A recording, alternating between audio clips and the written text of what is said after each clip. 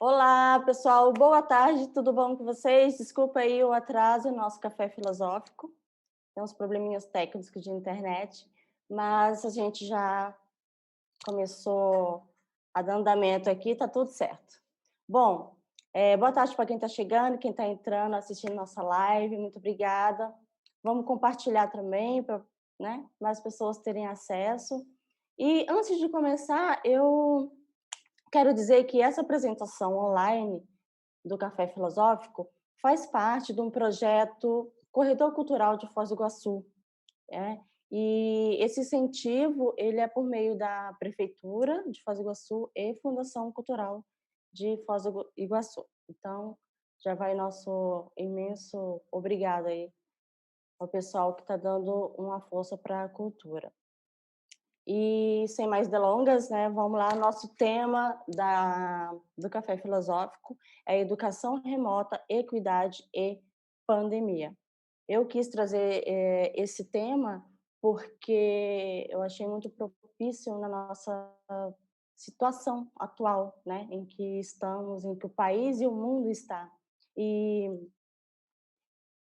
e diante dessa pandemia que nós vivemos, né, fica uma pergunta: como que a educação, a escola, como que está lidando com essa pandemia, né? Como que o professor consegue transmitir através do ensino remoto o conteúdo, como que o professor consegue passar para os seus alunos aquilo que ele passa ali no dia a dia, né, tete a tete com o aluno, enfim. E então essa é uma questão bem filosófica para se discutir. E também eu pensei nessa questão de educação, porque junto com isso nós temos a equidade, né? Nós temos quem tem direito, quem tem acesso a essa educação remota, né?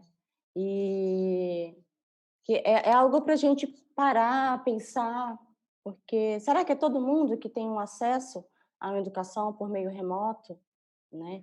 Como que vai ser essa vida nossa, né? Tendo que lidar com o professor, com a educação, com as atividades, com as leituras, com tudo através de uma tela de computador, um celular, enfim, quem tem acesso a esses equipamentos, quem tem acesso à internet. Então, são questões que a gente tem que estar se preocupando com isso.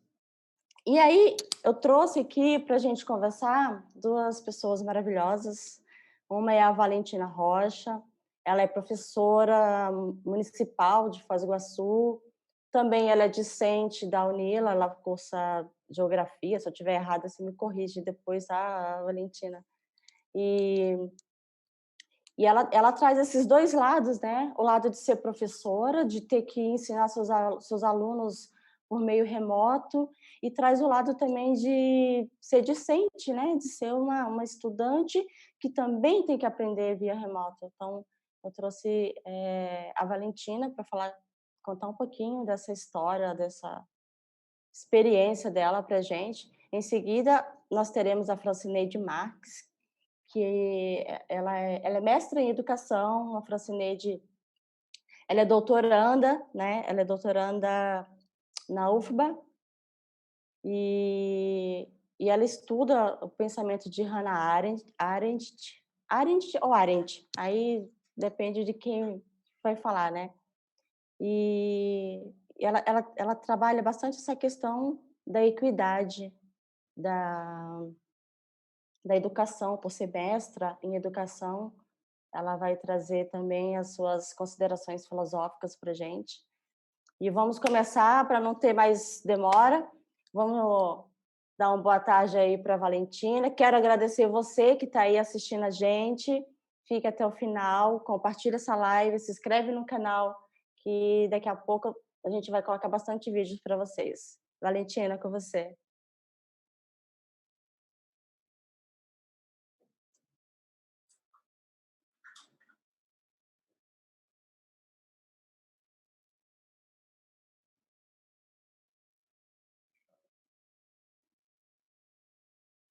Olha aí, ó, começa.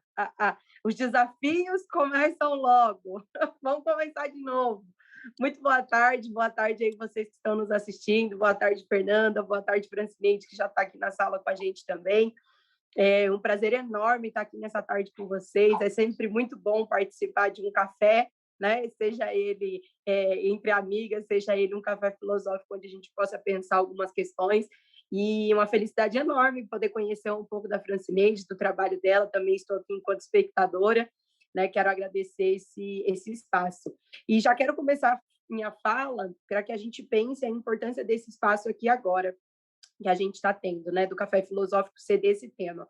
Já quero agradecer a Fernanda aí por ter disposto deste café para a gente poder discutir essa pauta. É muito importante a gente falar, principalmente aqui em Foz, sobre essa questão, né, de aonde estava o professor nesse processo de pandemia, o que fez o docente nesse processo de pandemia, né? E para tocar num ponto chave e daí dizer para a população, né, prestar contas do nosso trabalho para a população, em dizer certamente que os educadores, os profissionais da educação nunca pararam, né? De março do ano passado a março desse ano, a gente está vendo aí uma galera que está trabalhando bravamente, né, que está aí se esforçando para que a educação não pare realmente, né, para que a gente consiga manter ela da melhor forma, para que a gente consiga tá próximo do aluno, independente das situações. A gente sabe que não é um momento fácil para ninguém, né? Seja independente da sua profissão, não tem sido um momento fácil, né? Para nós enquanto seres humanos também a gente tem né, vivido desafios. E acho que uma profissão que precisou se reinventar, né, foi a profissão do professor, justamente por essa necessidade desse contato, né, que se tem. Então, acho que é importante a gente responder esse questionamento de muitas pessoas, né? Os professores aqui de Foz do Iguaçu sofreram diversos ataques aí nas redes sociais de questionamentos, perguntando aonde é que estavam os profissionais estavam em casa recebendo, né, sem trabalhar, onde é que estavam esses profissionais e o que eles estavam fazendo. Então, acho que é importante a gente destacar aqui que essa live também serve para responder um pouco desses questionamentos. E é importante a gente falar desses desafios também que a pandemia trouxe para a gente, porque ela atinge alguns âmbitos, né? Ela atinge o âmbito psicológico, ela atinge o emocional, né? E o professor ele sempre teve tocado com essas questões, justamente, né, por ter muitos alunos e tal, mas dessa vez acho que tocou mais forte, né? Uma questão mais estrutural. E eu acho que essa questão de quais seriam os desafios para a gente falar em equidade, para a gente falar aí, né, inclusive na minha vivência, né, enquanto aluna também da Unila, sim, Fernanda, estudo geografia, era já para ter me formado no ano de 2020, acabou que também devido a essa pandemia aí, tivemos que, né, atrasar um pouco os nossos processos, e então, enquanto aluna, enquanto professora, a gente tem sentido muita dificuldade, né? Eu sou professora da rede municipal aqui em Foz desde os meus 18 anos, então faz 6 anos aí que eu estou, né? E sempre que eu tenho a oportunidade de falar em nome da educação, de falar, né, sobre esse tema,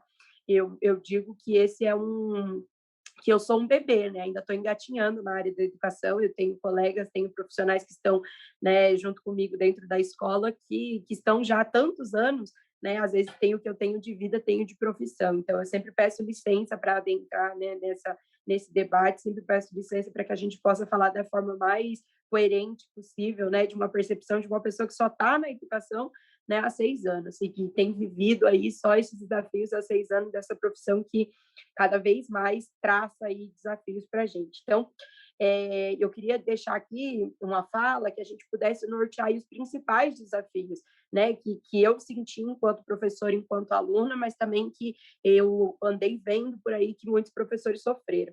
Né? A questão estrutural é certa, né, que a gente sofreu, a questão metodológica também, dessa questão afetiva que traz a própria educação, né? E daí eu sou professora de ensino fundamental e penso, se nós que somos do ensino fundamental já sofremos com essa, né, com essa falta de contato mesmo, essa questão afetiva que dentro da educação, né, para as crianças é importantíssima, eu fico pensando para os meus colegas que são do ensino fundamental, né, esse desafio ele se tornou ainda maior.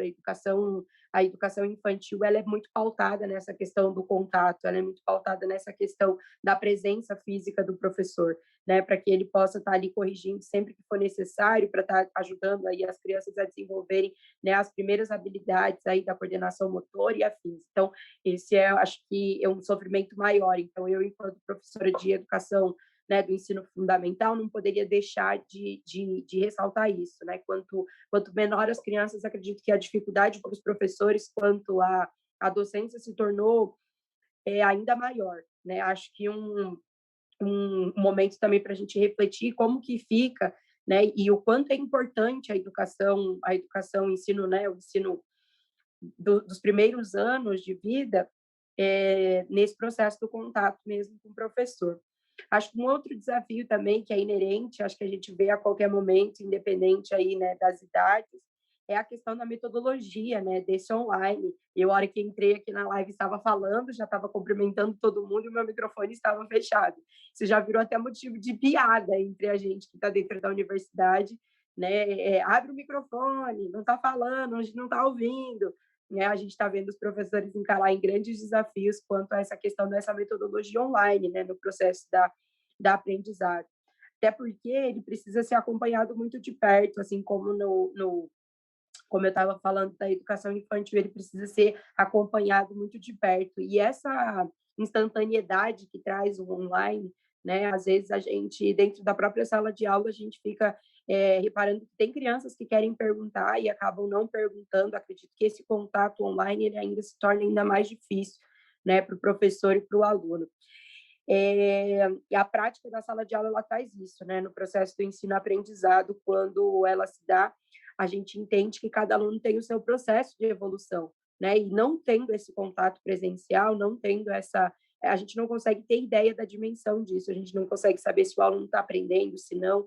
Aqui em Foz, a secretaria, né, os responsáveis pela educação do município, eles desenvolveram uma técnica de mandar as atividades para casa, para as crianças possam fazer elas de forma remota, né? Então, a gente acabou não encarando muito de perto essa questão das videoaulas, né? Essas questões dos streamings, né? A gente acabou não pegando, mas com as atividades sendo enviadas para casa, né? Traz outro desafio dos pais terem que encarar esse papel de professor, né, tendo que fazer ele e entendendo a complexibilidade que é letrar alguém, que é alfabetizar alguém, né, que é você realmente dar os primeiros passos aí junto com os seus alunos, né? Acho que os pais eles tiveram essa oportunidade de se entender enquanto professores, né? E daí a gente viu um desespero meio que coletivo, assim, de pais que estavam desesperados, falando, eu não consigo, eu não dou conta, né? E realmente de um processo muito difícil, dado, né, as questões também pandêmicas, foi um momento de reestruturação para todo mundo. Então acho que os pais também nesse lugar de professores agora, né, com a pandemia também encararam aí esse desafio, né, que é educar alguém, letrar alguém, que é ensinar, né? Então essas atividades para casa eu acho que deu uma mexida na estrutura e toda vez que a gente tem esse contato de devolução com os pais fazem os relatos do quanto foi difícil, né? Do quanto é difícil ensinar, do quanto é difícil fazer com que a criança tenha esse momento, né? De sentar, de se acalmar para poder se concentrar e para desenvolver as atividades, né? Então a gente viu isso de perto, né? E daí quando a gente fala em equidade, a gente fala muito em acesso, né? E daí eu acho que esse vai ser um momento onde a Francineide vai poder aí nos dar aulas sobre isso, né? Mas quanto à vivência que a gente está tendo aqui, tanto na universidade, eu enquanto aluna, mas também dentro da educação, né, da qual eu convivo enquanto professora, eu acho super importante a gente debater aqui a questão principal da equidade, né? Quem tem acesso ao ensino remoto, né? Quem consegue acessar, quem tem uma boa sala, quem tem um ambiente iluminado, quem tem um bom computador, quem tem, né? A gente viu que a realidade do ensino aqui na nossa cidade era uma realidade da mãe ter 3 filhos e um aparelho de celular, né? Um aparelho de celular ali com 4G, que acaba às vezes nem tendo condição de ter acesso à internet, né? Então, assim, como que a gente discute essa relação? Eu sou de uma família, Fernanda, e Francineide, todos aí que estão nos assistindo, de professores, né? Eu sou de uma família de professoras, seja do estado, seja do município, eu consegui sentir de perto o desespero dos professores, né? O desespero dos meus familiares aí em sentir que não estavam ensinando da melhor forma, que poderia ser melhor, né? Que os alunos não estão tendo condição de acompanhar as aulas, que às vezes não assistem às aulas por não ter condição mesmo. Então, acho que do nosso papo aqui, o que a gente pode levar e o que a gente pode debater com as pessoas que estão nesse café com a gente é realmente essa questão da equidade, né? Por quanto tempo mais essa pandemia vai durar, né? O que a gente vai fazer agora com esses alunos que estão numa outra série e que a série não corresponde, né, aquilo que foi dado para ele, porque a gente viu os déficits, né, que teve, né, nesse ensino remoto, porque por mais que a gente esteve em contato pelo WhatsApp, né, a gente teve essa percepção de que ficou muito falho. E esses alunos, eles foram aprovados em sua maioria, né? E agora, como é que eu, que sou professora de um 5º ano, estou com um aluno, né, que só frequentou o 3º e que o 4º foi de forma remota, com todas as suas, né, com as suas dificuldades. Eu não vou estar com um aluno de 5º ano, vou estar com um aluno de 3º. E como lidar com a educação e com esse déficit que vai ficar daqui para frente? Né? Esse aluno vai ser aprovado para os próximos anos, ele vai chegar, né, no 6º, vai chegar no 7º, e essa dificuldade, né, e daí essa dificuldade ela é ainda maior quando a gente fala dos alunos que estão em processo de alfabetização, no 1º, no 2º, no 3º ano, né, que a partir do momento que os alunos estão nesse processo, esse processo foi rompido, né, esse processo, por mais que teriam as atividades em casa, a gente viu que tivemos problemas, né, e agora a gente vai ter que discutir, pensar como que a gente vai lidar com essas problemáticas. Então, essa equidade quanto ao uso de tecnologias e, principalmente, essa discrepância na realidade entre os alunos, né? E isso também a gente leva a pensar na adaptação com os novos meios de contato, né, entre os alunos. Como que os professores, nas suas mais diversas faixas etárias, lidaram, né, com esse processo de aprender a lidar com os streamings, aprenderam a lidar com essas novas tecnologias, aprenderam a lidar com o Google Class, né, com o Classroom. E aí, né, em algum momento, a gente teve as nossas vidas invadidas por essas tecnologias como a única forma de contato, né, e sem nenhum tipo de curso, sem nenhum tipo, né, de atenção para lidar com esse novo processo, e a gente teve que lidar, a gente teve que aprender. Né, isso tudo, ele trouxe respostas para o nosso psicológico, ele trouxe respostas aí para a nossa vivência, né, cotidiana, porque além de estar vivendo esse momento traumático, né, de ter que lidar com a questão da morte, ter que lidar com a questão da doença, ter que lidar com os novos hábitos de uso de máscara e afins, né, a gente se viu numa realidade nova e que a gente teve que lidar, né, nessas ferramentas de vídeo, de áudio, e desenvolver essas habilidades aí num curto espaço de tempo. E daí eu acho que é importante a gente ressaltar também, daí para finalizar, a questão do final do expediente, né? A gente sempre ouviu falar que o professor sempre levou trabalho para casa, né, que é uma profissão que acaba fazendo com que a gente traga o trabalho para casa, mas com a pandemia, com o ensino remoto, o trabalho esteve em casa o tempo todo, né? As atividades de casa não pararam e além das atividades de casa ainda veio o trabalho agregar, né, junto a esse momento. Então, acabou o fim do expediente, né? A gente está tendo que atender os alunos aí, né, nos momentos e eu não gosto de não atender ninguém. Daí, claro, isso também é né, uma característica minha. Eu vejo muitas colegas que também fazem, acaba respondendo os pais a qualquer momento, né? Acaba respondendo os pais na ânsia que as crianças façam, né? Que as crianças correspondam com as expectativas das atividades, acabam atendendo a qualquer momento, né? Isso fez com que não existisse mais esse limite entre o trabalho e a escola, né? E principalmente também do local. A gente saía da escola e deixava o trabalho lá. E isso com home office independente né, da, da área. Eu vi que isso aconteceu com muita gente. A gente acabou quebrando essa barreira entre a escola e casa, né? E essas coisas acabaram se misturando e o volume de trabalho aumentando muito graças a isso, né? Então, acho que a contribuição que eu poderia trazer aqui realmente é essas coisas que estão meio, né, sufocando toda a classe. Na semana passada, a gente participou de uma assembleia aqui com o nosso sindicato, dos professores municipais, e eu ouvi diversos relatos de professores que estão sofrendo muito com essa questão dessa instância, né, dessa instabilidade entre volta às aulas, não volta, volta de forma presencial, não volta, né, isso tudo vai sufocando a gente, vai deixando a gente, né, a gente meio doente psicológico, porque a gente não sabe o que vai acontecer, né? Então, Realmente.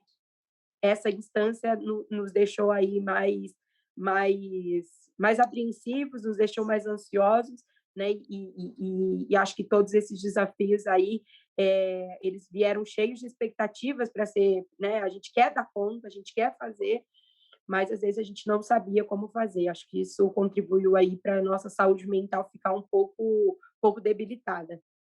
Verdade. Você falou tudo, né?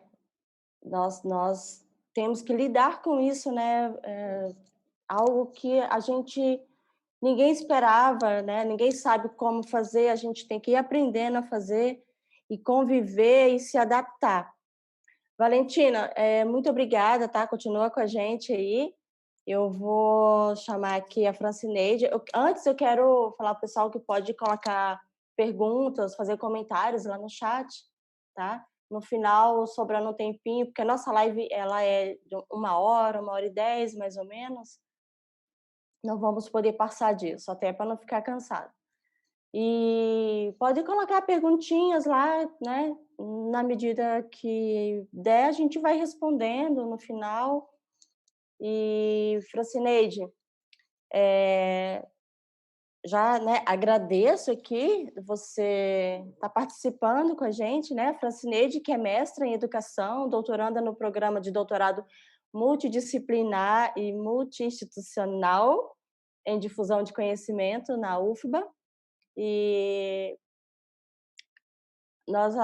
a gente está aqui esperando a sua contribuição filosófica e sua experiência também, tá? Fica à vontade, bem-vinda.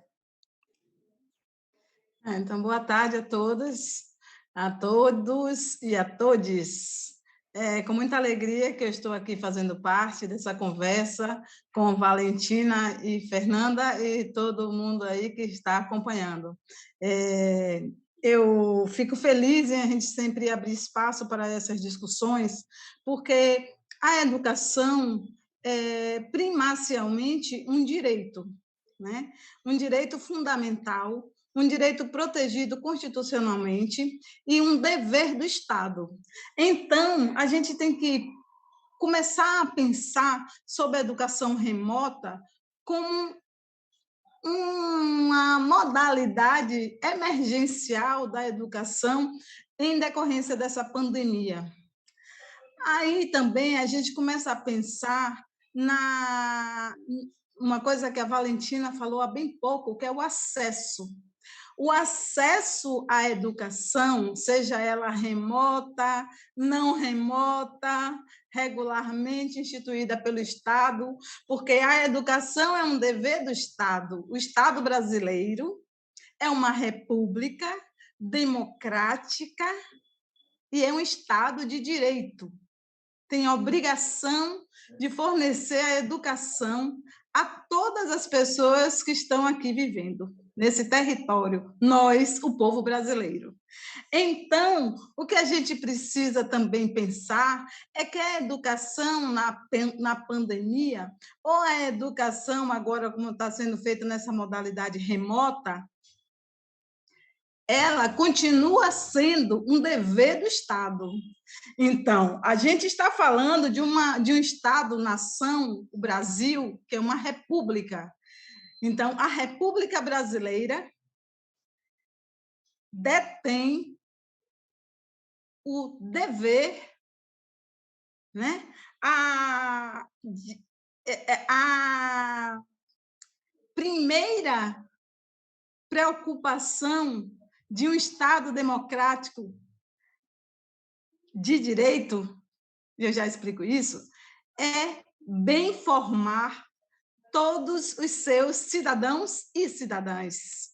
Por quê? Porque é a educação que vai permitir às pessoas que possam participar da vida pública do país. Então, quando nós dizemos que a educação é uma preocupação do Estado, assim como a pandemia é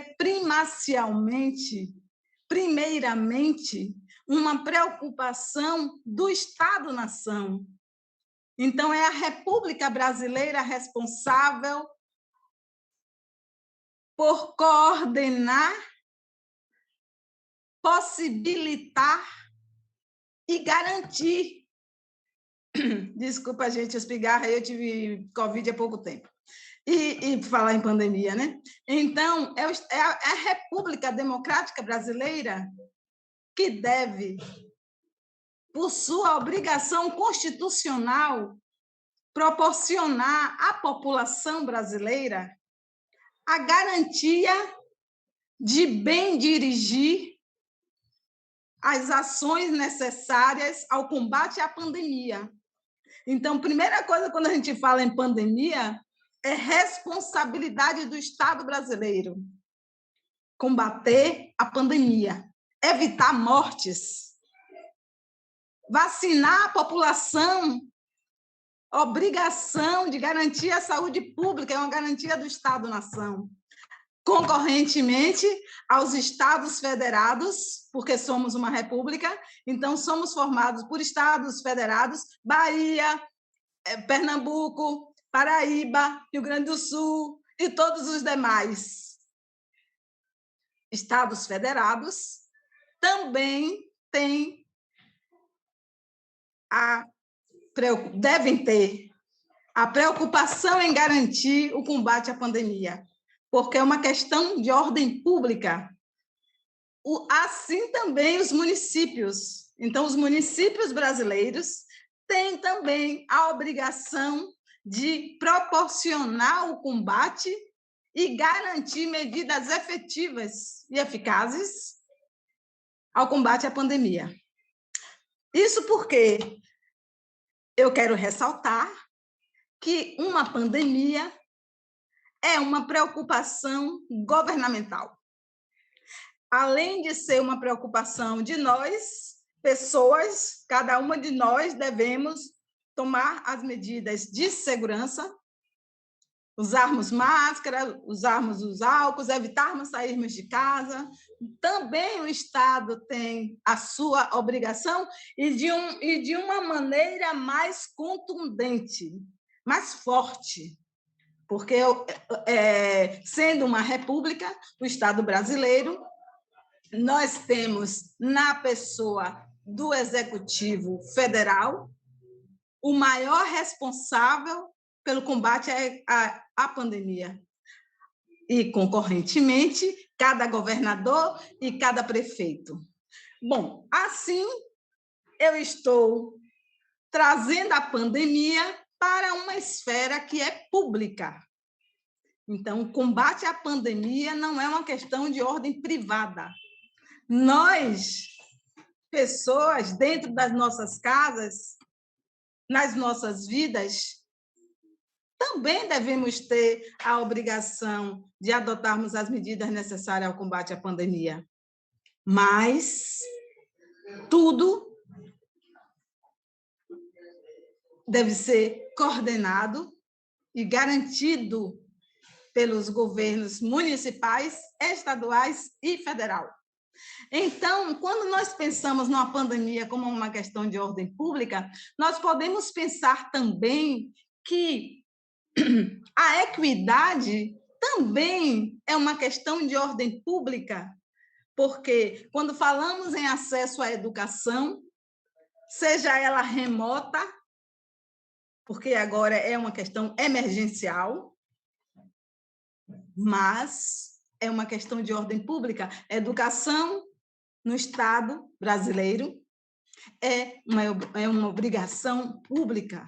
Então, nós podemos pensar que a educação está no mesmo lugar, né, de preocupação primeira dos entes governamentais.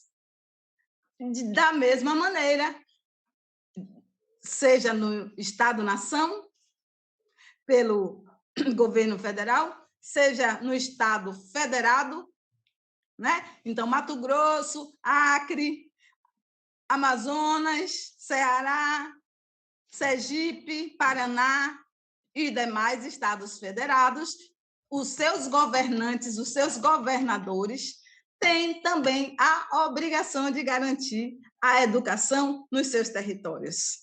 Assim também os governantes municipais também têm a obrigação, obrigada, também têm a obrigação de garantir a educação dentro dos seus territórios, dentro dos seus âmbitos de poder público, porque nós nunca podemos esquecer, e eu vou ressaltar isso aqui durante toda a minha fala, que o poder do governante é um poder público, deve ser usado com finalidade pública, e nunca jamais, sob pena de responder penalmente e com a perda até do próprio cargo, esse poder que esses governantes detêm podem ser usados para os seus benefícios próprios, da sua família, dos seus afiliados, dos seus apadrinhados, dos seus amigos. Isso não é permitido pela nossa Constituição. A nossa Constituição brasileira determina que o poder é público, o poder deve ser usado para o benefício da população. Sempre.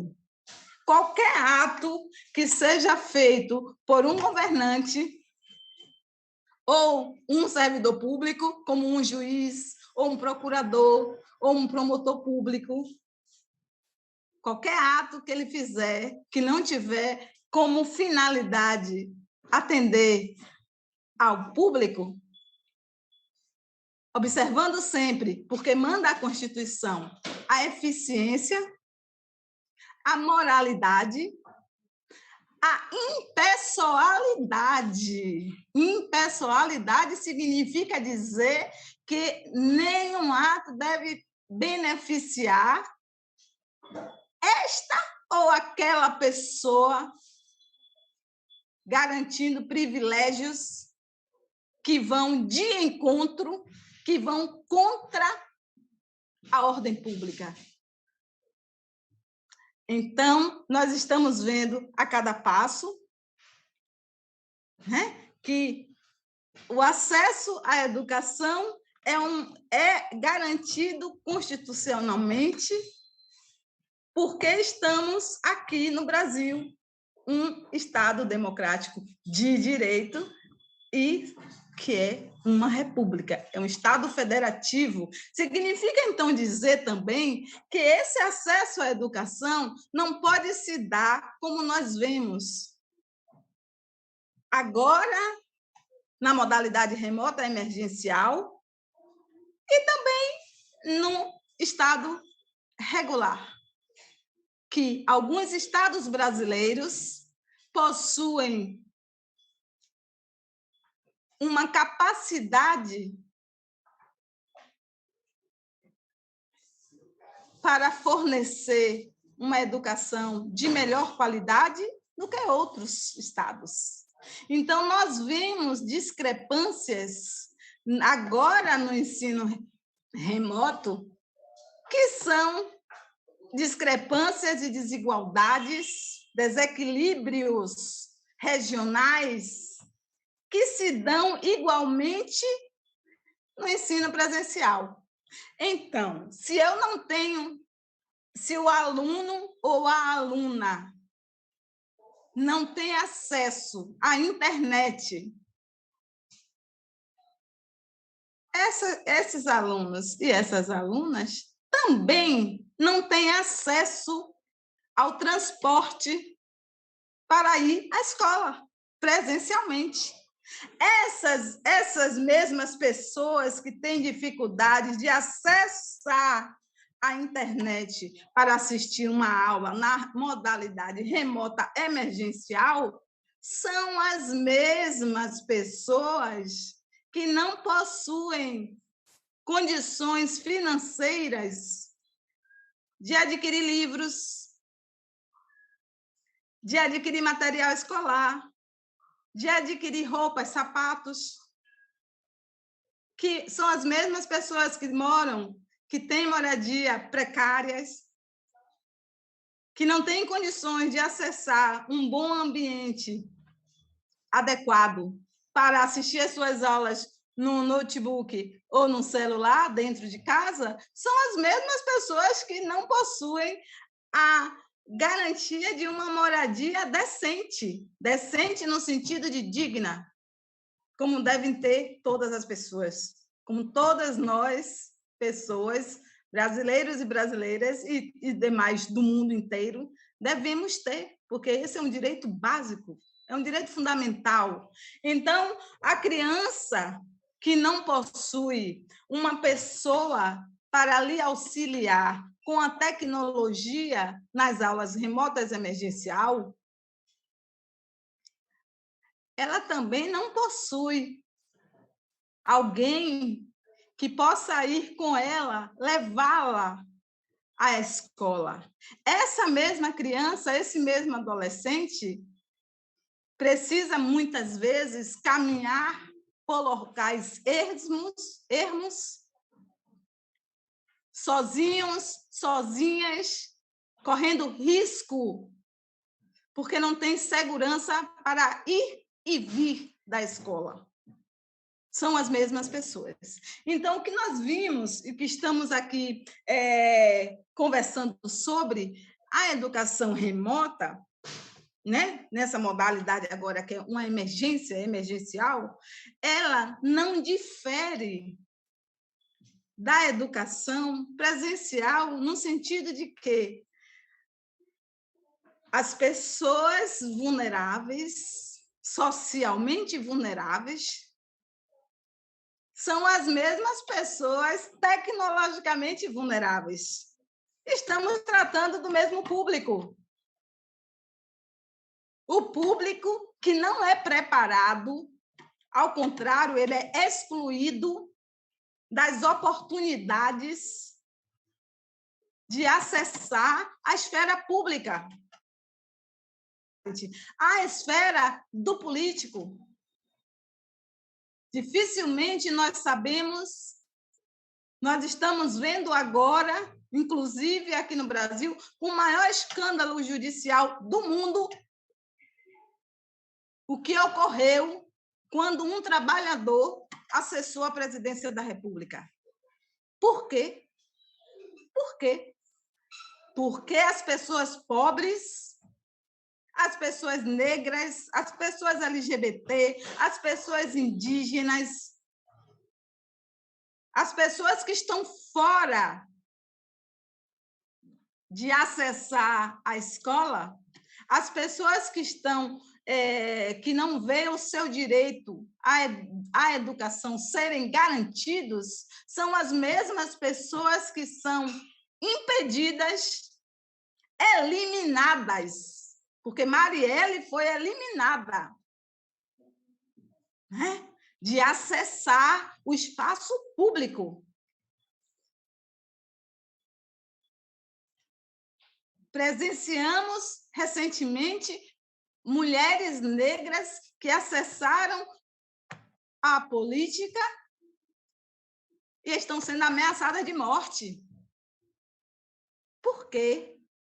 Porque essas pessoas são as mesmas crianças que não têm internet, que não têm transporte, que não têm roupa, não têm sapato, não têm moradia. Ou seja, os seus direitos fundamentais, os seus direitos humanos não são garantidos. Então, quando a gente fala em pandemia, em morte, pandemia é morte. Estamos presenciando, infelizmente, 1.900 pessoas morrendo em 24 horas. É possível imaginarmos que uma estatística absurda que nos coloca no ranking dos países que piores enfrentaram a crise, é possível que nós pensemos nos efeitos dessa pandemia e dizermos, e daí? Morrer, morre, morrer, vai morrer. E daí? E daí? E daí que não é dado o direito a qualquer pessoa de fazer essa pergunta, essa pilhéria em cima das famílias que enfrentaram e estão enfrentando a dor de ver seus entes queridos eliminados. Eliminação física. Porque esse estado que nós estamos vivendo hoje é o estado onde se instaura, como diz Achille Mbembe, a necropolítica, a política da morte, a política que elimina sem dó, sem piedade, rindo. Há pouco tempo, uma atriz famosa deu uma entrevista na televisão, ela ria quando falava das pessoas que morreram. E falava, rindo, morrer, todos nós vamos morrer, todo mundo morre. Então, nós precisamos pensar a interação que existe entre essa educação remota, essa pandemia, esse quantitativo de pessoas mortas e equidade, né? Porque são todas, vamos dizer assim, são fios do mesmo novelo. Quando nós puxamos uma, vem a outra. Não foi à toa que o maior quantitativo de pessoas que morreram na pandemia foram pessoas negras. As estatísticas estão aí mostrando. Né? Por quê?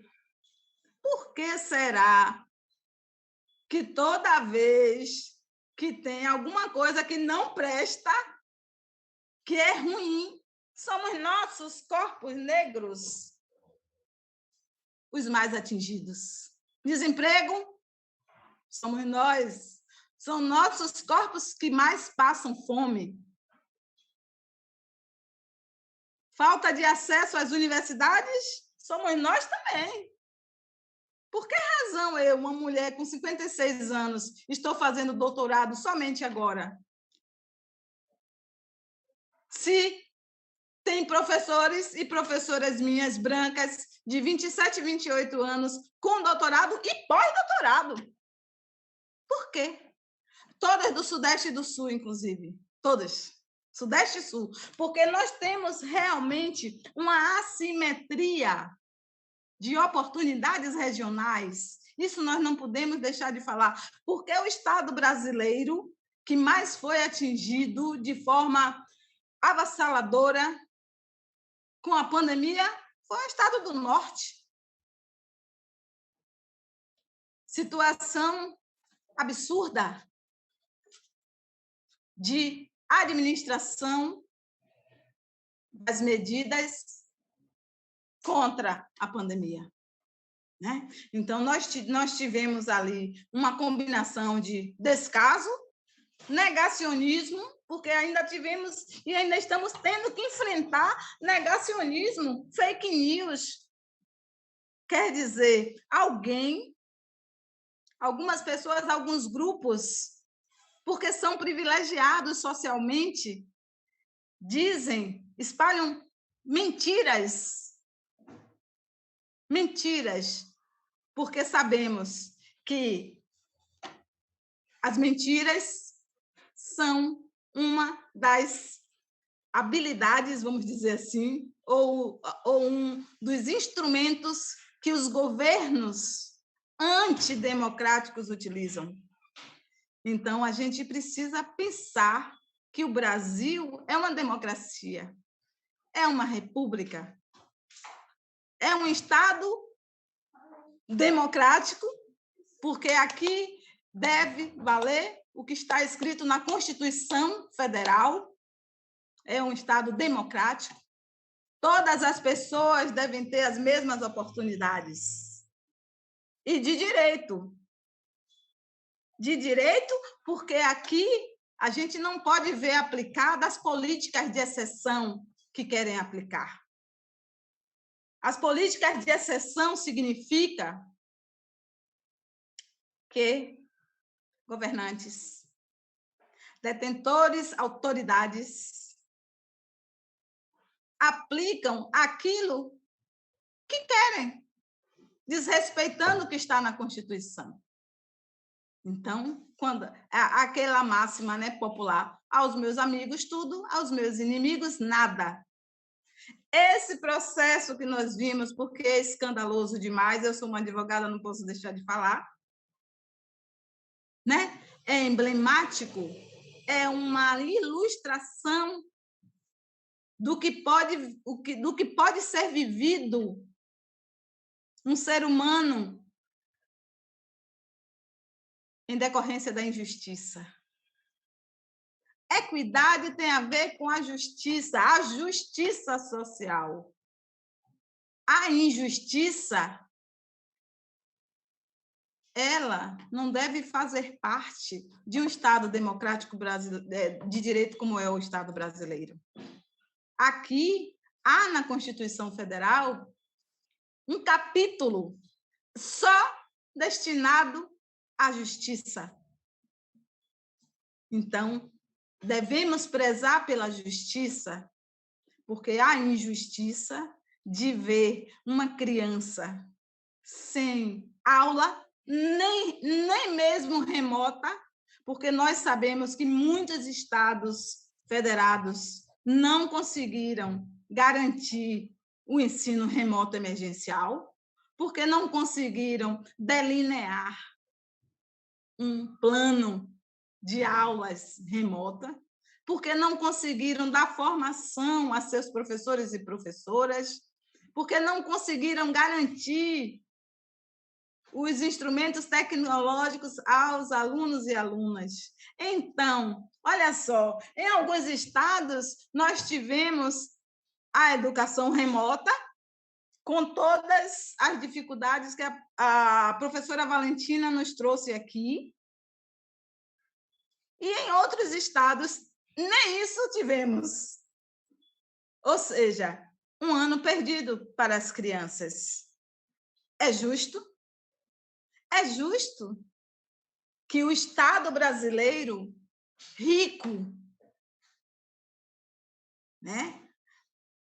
O Estado rico, que tem grandes e lucrativas empresas estatais, que possui um território maravilhoso em recursos minerais, naturais, água em abundância.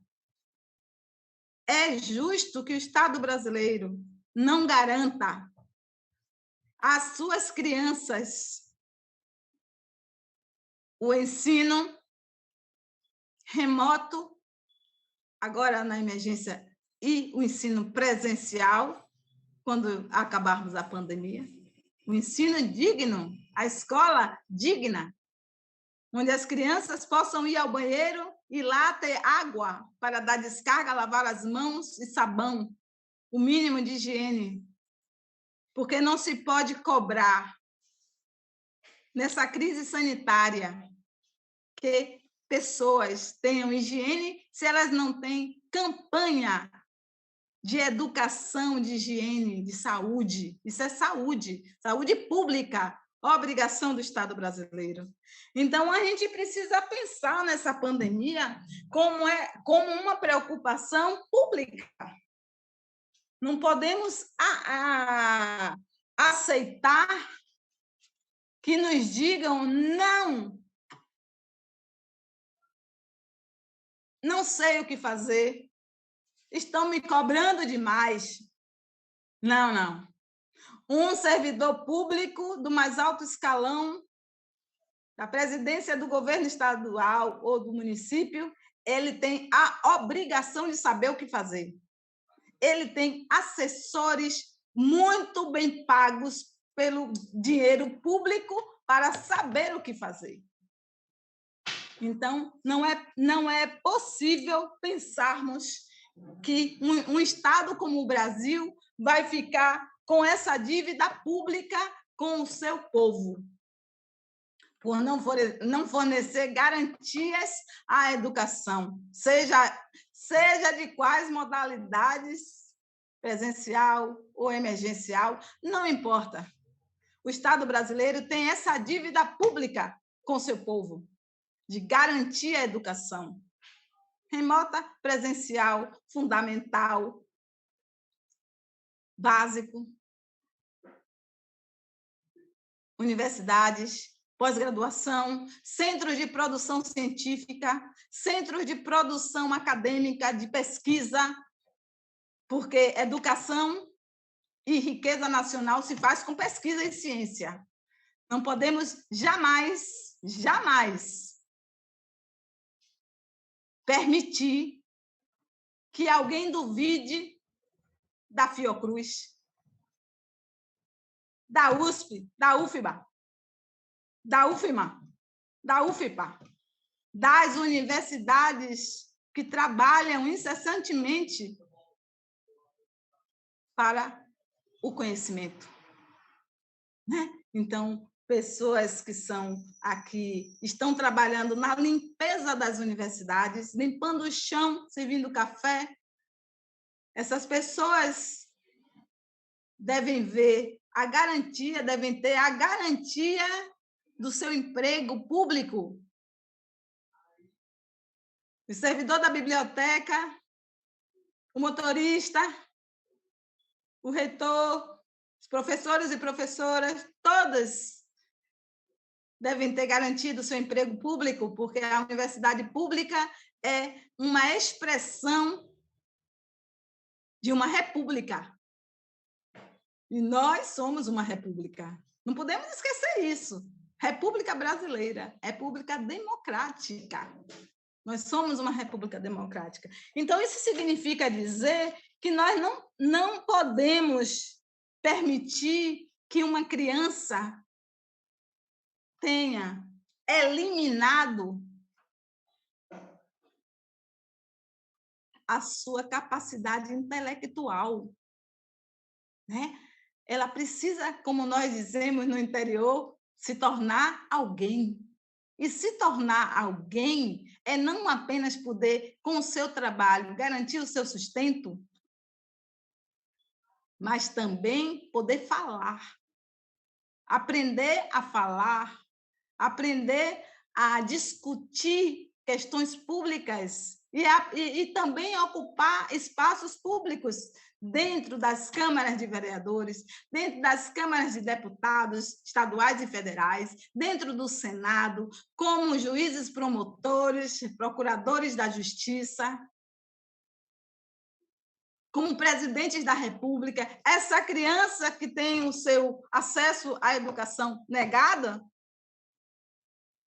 ela pode estar sendo dificultada, mas daqui a 10 anos ela deve ter o direito a se candidatar. Mas se candidatar como? As mulheres, né? Está se aproximando o Dia das Mulheres, Internacional das Mulheres, não podemos esquecer qual o apoio que as mulheres, nós hoje, um dia fomos crianças. E como que foi a nossa infância? Então, precisamos lembrar, quando uma mulher se candidata, nós que somos mulheres, precisamos verificar o que é que ela está propondo.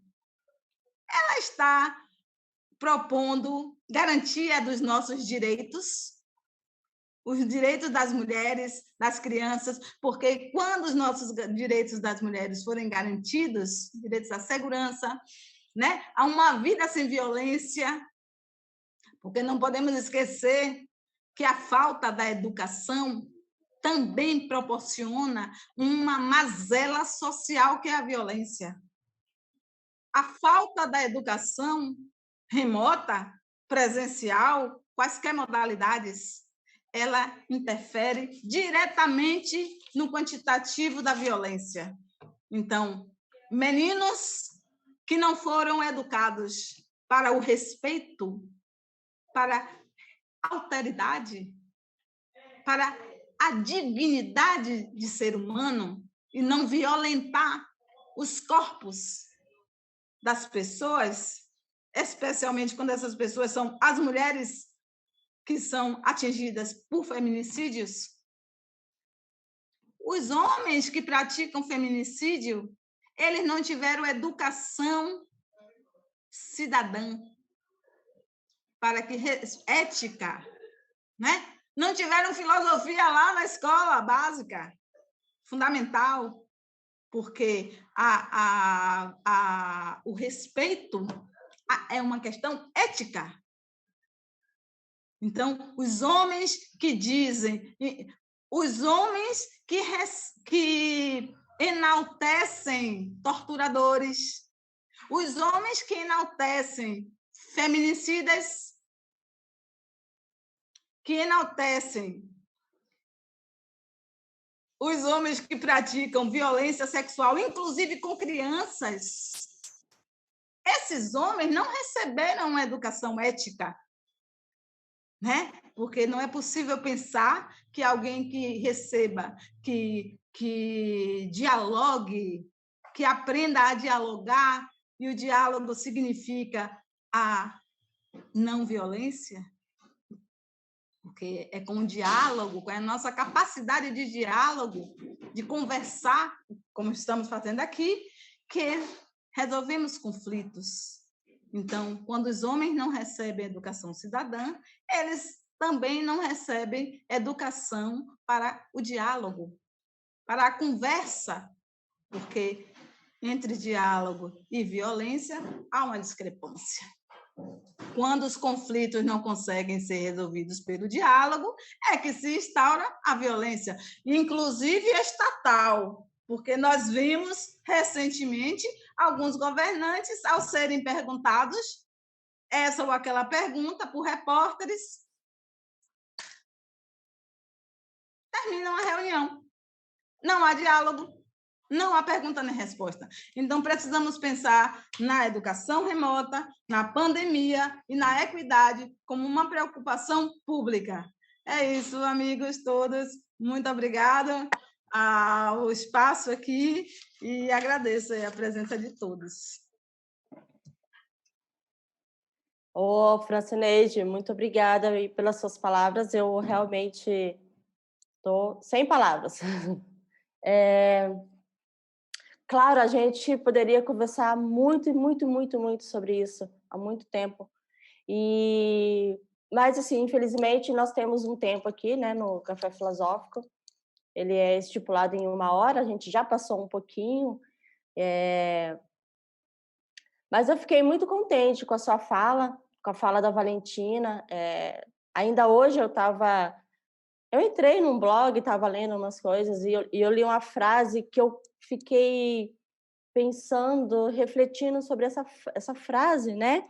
Que é: a inclusão de todos na escola é um direito antes, durante e depois da pandemia. Foi... como que é o nome do blog? Aventura de Construir.org, alguma coisa assim. E eu fiquei pensando, né, nessa frase, porque tem o antes, o durante e o depois da pandemia, né? E esse depois da pandemia, eu fiquei pensando, né, o que vai existir depois da pandemia, né? O que nós vamos esperar para depois da pandemia? Se vai ter um depois da pandemia, se a gente vai ter que conviver com isso, não sei. Mas o antes é aquilo que você falou aí, né? Quem tem acesso à educação, né? As pessoas que hoje conseguem assistir uma aula remota são as mesmas que conseguiam ir para a escola, né? Então, eu realmente hoje eu estava pensando, refletindo sobre isso na minha leitura, E eu pensei, né? Falei, poxa, aquela pessoa que não ia antes, agora então, coitado, né? Sabe? Sem condições. E eu fico pensando, tipo, que país que a gente vai ter, que mundo, que sociedade que a gente vai ter, né? Aonde uma sociedade onde que só quem tem condições vai ter acesso à educação, né?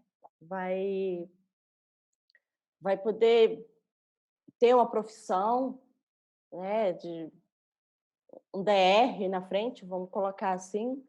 Então, e outra questão também, a gente tem que finalizar a live, mas só para a gente concluir, que eu estava pensando, é a valorização do professor, né?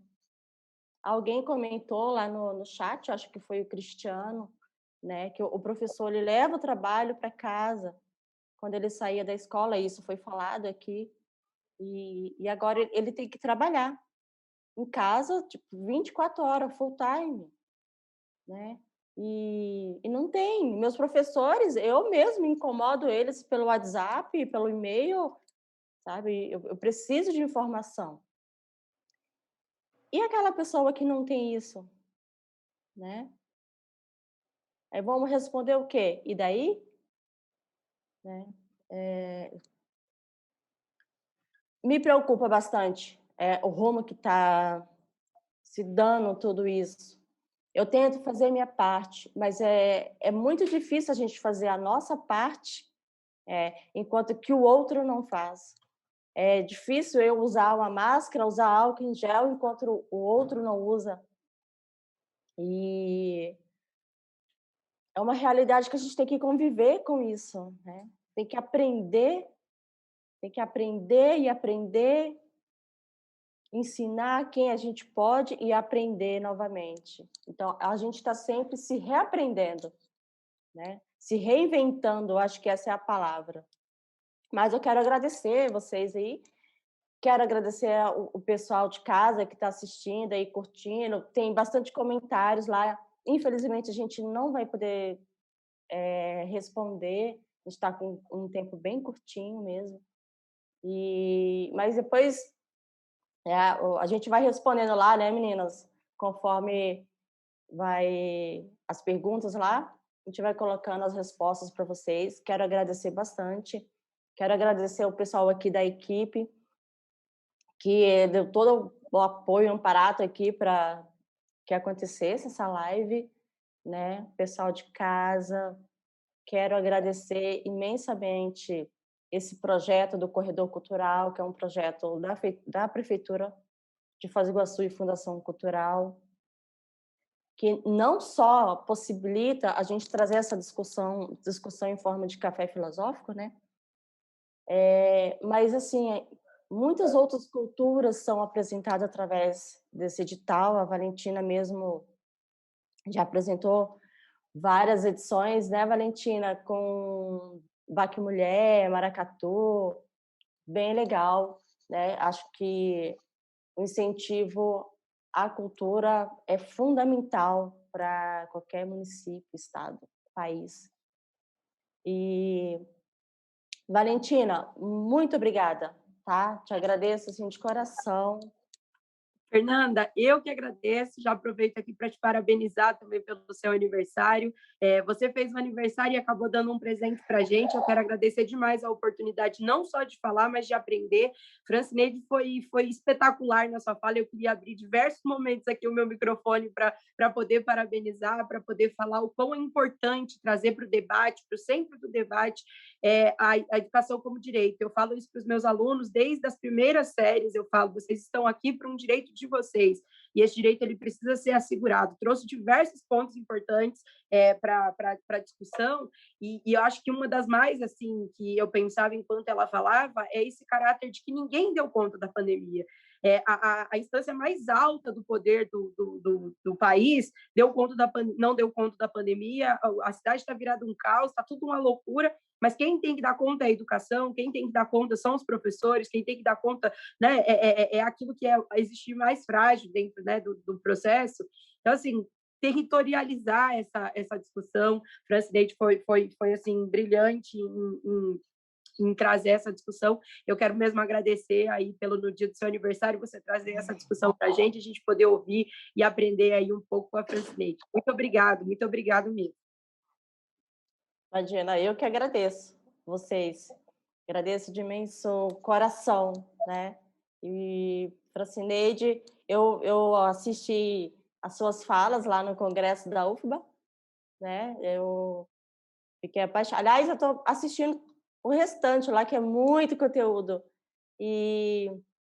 Mas, assim, muito obrigada, Francineide, tá? Feliz Dia da Mulher para vocês, feliz Dia de Mulher para o pessoal que está em casa. E é isso. Abraço, Francineide, um abraço, Valentina. Gente, muito obrigada. Encerro aqui a nossa live. Espero que essa seja a primeira de muitas. E curtam, compartilhem. O vídeo vai estar lá no canal. Peço que vocês compartilhem, né? Porque são discussões que a gente precisa levar para frente. E se inscreve lá no canal também, tá? Daqui a pouco tem mais novidades. Infelizmente, é algo que, né, algumas pessoas não têm acesso, mas quem sabe um dia a gente consiga que essa forma de transmissão chegue para todos. É isso. Um abraço.